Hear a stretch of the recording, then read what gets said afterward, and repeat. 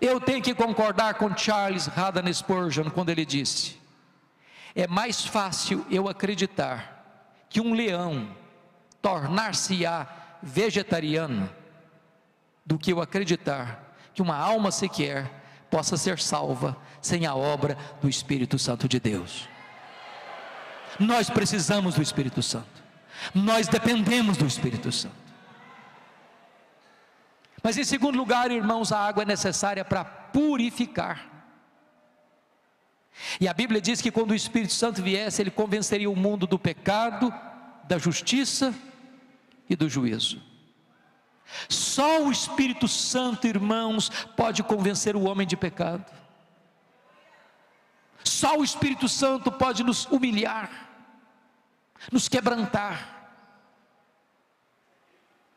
E eu estou absolutamente seguro, irmãos, de que se as torrentes de Deus ainda não caíram copiosamente sobre nós, é porque existe algo impedindo a chegada dessas torrentes.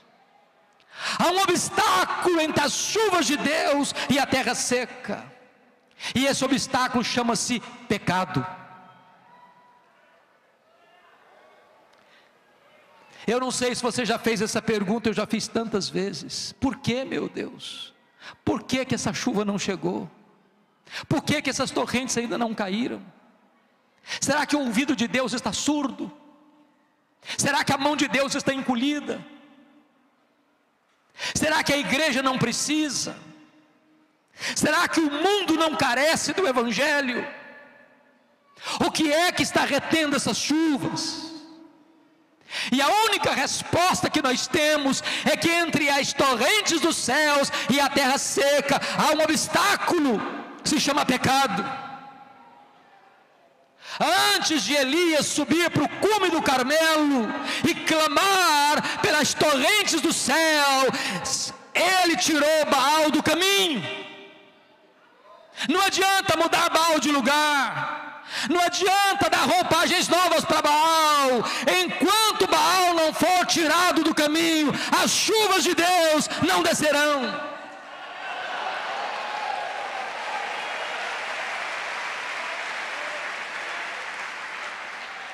Irmãos queridos, às vezes tolamente nós pensamos que o maior problema da igreja é a presença do diabo, e não é.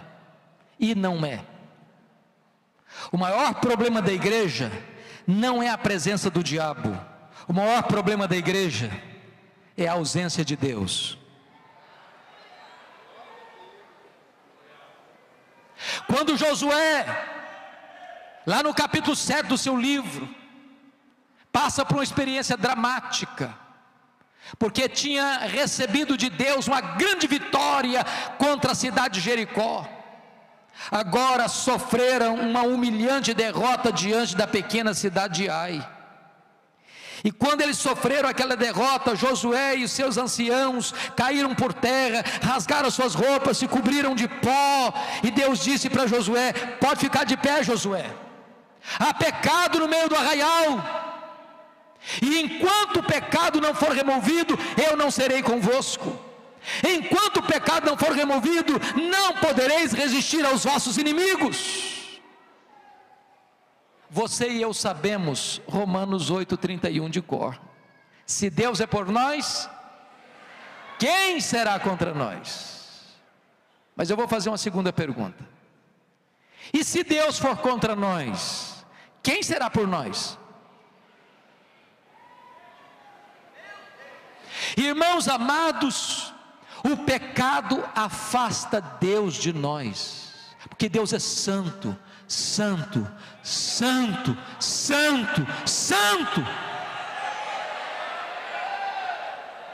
A Bíblia diz: se o meu povo, que se chama pelo meu nome, se humilhar e orar e me buscar e se converter dos seus maus caminhos, então eu virei dos céus, perdoarei os seus pecados e sararei a sua terra. É Deus quem diz: santificai-vos, porque amanhã o Senhor fará maravilhas no meio de vós. O grande drama, irmãos, o grande drama é que a igreja evangélica brasileira está sendo mais conhecida no Brasil hoje pelos seus escândalos do que pela sua piedade. Muitas igrejas se transformando em empresas, muitos púlpitos se transformando em balcão, muitos cultos se transformando em show, muitos adoradores se transformando em atores. Muitas vezes a finalidade última não é a glória de Deus, nem a salvação dos perdidos, mas é o lucro. A igreja evangélica brasileira precisa se arrepender, precisa voltar ao verdadeiro evangelho, ao evangelho da graça, ao evangelho da cruz, ao evangelho centrado na pessoa de Jesus Cristo, nosso Senhor.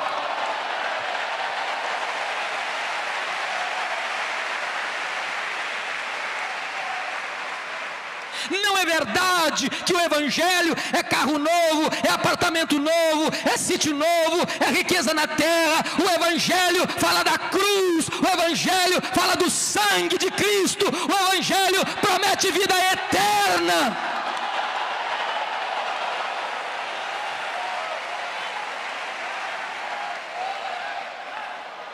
Enquanto a igreja brasileira for uma igreja antropocêntrica, o homem no centro, as chuvas serão retidas, irmãos, serão retidas.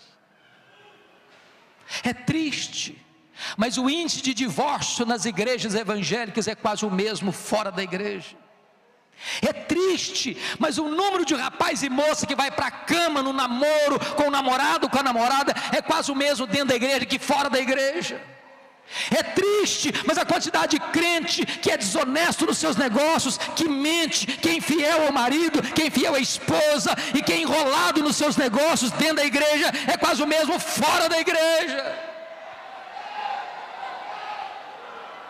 Temos visto hoje muita adesão e pouca conversão, muito ajuntamento, pouco quebrantamento. O povo de Deus precisa se arrepender, porque o juízo começa pela casa de Deus.